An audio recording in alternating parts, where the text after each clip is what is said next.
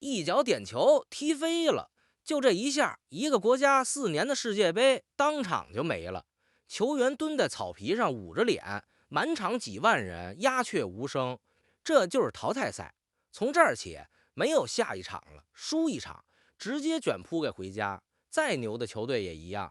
咱們這屆世界杯小組賽6月底就踢完了，緊接着就是這要命的淘汰賽。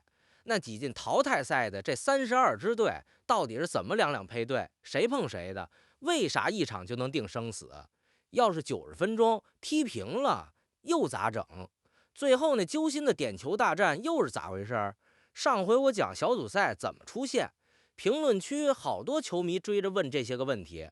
今天老馬就接着上回一關一關帶你把淘汰賽這套門道全看明白。先說這32支隊是打哪兒來的？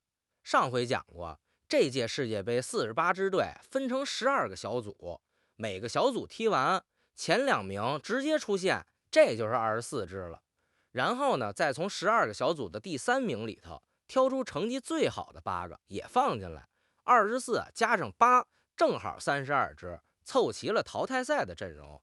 這裡你順便記住個新鮮事兒，32強這輪是世界杯歷史上的1回有。以前老規矩是32支隊參賽上來直接踢16強，現在擴軍到48支隊了，淘汰賽前頭就多出來32強，這麼一輪等於比以前多熬一關，多踢一場生死局。好，32支隊湊齊了，那到底誰跟誰打？這是評論區問的最多的一個事兒。好多人以為是不是像小組賽抽籤那樣現場抓鬮抓出來的，還真不是。淘汰賽的對戰是賽前老早就排死了的一張固定表格，你可以把它想象成一棵大樹或者一個往上爬的梯子，哪個位置對哪個位置，誰贏了往上爬到哪一格。早在小組賽還沒開打之前，這張圖就畫好掛在那兒了。他就看倆東西，你是小組第幾名，你是從哪個組出來的。打個比方，對陣表上早就寫好了，某個組的第1名去碰另一個指定小組的第2名或者第3名。大原則就一條，你小組踢得越好，名次越高，給你配的對手紙面上就越軟，這是給小組頭名的獎勵。你前頭贏得漂亮，淘汰賽第1關就讓你少碰點硬茬子。這也是為啥小組賽最後一輪明明都出現了，好多隊還是拼了命也要去爭那個小組第1，那8個最好的第3名又是怎麼安排進去的呢？這個稍微繞那麼一點點。國際足聯另外備了一張對照表，根據這8個第3名分別是從哪幾個組冒出來的，照着這張表把他們一個一個填進對陣表裡的固定空位。這張表你不用去記，你只要知道一件事兒，第3名也是按規矩對號入座的，不是臨時亂抓的。另外還有一條挺貼心的規矩，同一個小組出來的2支隊短期內不會再碰上，得等到很靠後的輪次才有可能重逢。畢竟小組賽裡頭剛踢過，緊接着又讓你倆打，那多沒意思。光說規矩你可能還是有點暈。我給你舉倆今天剛出爐的真例子。今天南非以 A 組第2名出現，對陣表一翻，他淘汰賽第1場碰的就是 B 組第2名加拿大，還有奪冠大熱門巴西。照着表往裡一套，淘汰賽碰上的是日本。你看誰碰誰，根本不用抽籤，賽果一出來，照着那張早排好的表往裡一填，立馬就清清楚楚。對陣排好了，接下來說說淘汰賽最殘酷的地方，單場定生死。這跟小組賽可太不一樣了。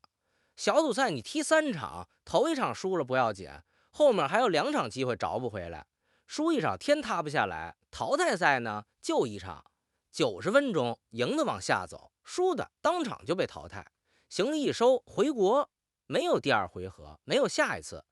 你可以把它理解成藝考定終身，平時小考考砸了還能補救，這回是一錘子買賣，沒有補考，沒有重來。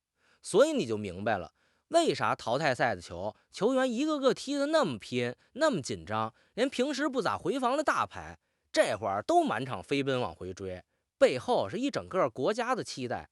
輸這一場4年的辛苦可能就到頭了，這種壓在身上的勁兒是小組賽給不了的。那有人就要問了，單場定生死，萬一两個隊90分鐘踢平了，0-0或者1-1，誰也沒分出高下，那可咋辦？淘汰賽又不能像小組賽那樣各拿1分，握握手散伙，总得分出個你死我活來。規矩是这樣的：90分鐘打平，先加時，再踢30分鐘，分上下半场各15分鐘。這30分鐘裡頭，要是有誰進了球，最後領先，那就贏了。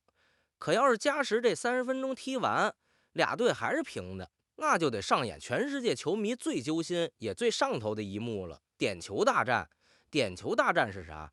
就是俩队各派5個人，輪流走到那個12碼遠的點球點上，一人踢一腳，直接單挑對方門將，看誰踢進的多。要是5輪踢完還平，那就一人一腳接着來，誰先罰丟，對方又罰進，立馬就分出勝負，殘酷到了極點。你可別小看這點球大戰，世界杯歷史上多少封神呢，又多少心碎的夜晚，都是在這12碼上頭誕生的。給你講3個，你立馬就有感覺了。先說1994年那屆世界杯決賽，巴西對意大利，90分鐘加上加時，誰都沒進，硬生生拖进了點球大戰。最後一腳輪到意大利的當家巨星巴喬，前一年的世界足球先生，一路把意大利扛進決賽，站上點球點，結果一腳把球踢飛，高高的飛過了橫梁。他雙手叉腰，低着頭杵在那兒的那個畫面，成了世界杯歷史上最經典的悲情瞬間。巴西就靠着這一下，第4次捧起了大力神杯。再說2006年的決賽，意大利对法國又是踢平了进点球。法國的老大哥齐達內，那本是他退役前的最後一场球。結果加时賽里头腦子一熱，一記頭槌頂翻了對手，被紅牌直接罰下，連點球臉都沒能站上。最後意大利點球贏球，隊長卡納瓦羅高高舉起了獎杯。還有離咱們最近的2022年阿根廷跟法國那場神仙打架的決賽，3-3踢平，又進了點球大戰。阿根廷的門將馬丁內斯跟開了掛似的，連撲帶鬧騰，硬是把法國的點球給擋了出去，幫着老隊長梅西圓了那個追了一輩子的世界杯冠軍夢。你看，門將撲出一個關鍵點球，轉身就是全國英雄。球員要是把決定命運的那一腳踢飞了，那可能好多年都緩不過來。點球大戰賭的是腳法，更賭的是心理，那種壓力隔着屏幕都讓人替他手心冒汗。行啊，单场怎么打踢平了咋办？都给你說清楚了。最後咱把从32强到捧起冠軍一共要過幾關，都啥時候踢，整個給你串一遍。小組賽6月底踢完，6月28號淘汰賽就正式開打。第一關32強，32支隊2-2捉隊廝殺，踢到7月初淘汰一半，剩下16支。第二關16強7月上旬接着踢，再砍掉一半，剩8支，能打進8強，就意味着你是全世界排得上號的前8了，這本身就已經是了不起的成就。第三關8強捉隊，7月9號到11號踢，贏的踢進4強，也就是半決賽。半決賽安排在7月14、15號踢2場，贏的那倆去爭冠軍，輸的那倆呢還不能直接回家，得再碰一場，爭個第3名，這場就叫季軍賽，放在7月18號。你可別小看這第3名，對好多隊來說，世界杯能拿個季軍，那也是寫進國家歷史的天大榮譽。最後就是萬眾矚目的決賽了。7月19號，在紐約的大都會球場，贏家高高舉起大力神杯，登頂世界之巔。你算算這筆賬，一支隊想要奪冠，得從32強開始，一關接着一關，連着贏5場單場淘汰，誰都輸不起的硬仗。中間還不能有任何一回失手，才能笑到最後。這一路上可能要熬過加時，可能要頂住點球大戰的壓力，可能還要爆冷掀翻一個奪冠大熱。所以你就懂了，為啥世界杯冠軍那麼金貴？他不光要你強，還要你在一整個月裡場場都強，關鍵時刻一次都不掉鏈子。這世界冠軍的含金量你自己品品。也正是這種輸一場就回家的殘酷勁兒，讓淘汰賽成了全世界最好看的比賽。每一場都像決賽，每一腳都揪着好幾億人的心。所以你看，淘汰赛这套規矩說複雜也不複雜，先有一张赛前排好的固定对阵表，定下谁碰誰，然後单场定生死，輸一場就回家。90分鐘踢平了就加时，加時還平就點球大戰。從32強、16強、8強到半決賽，一路熬到7月19號的決賽，最後還站着的那一個就是世界冠軍。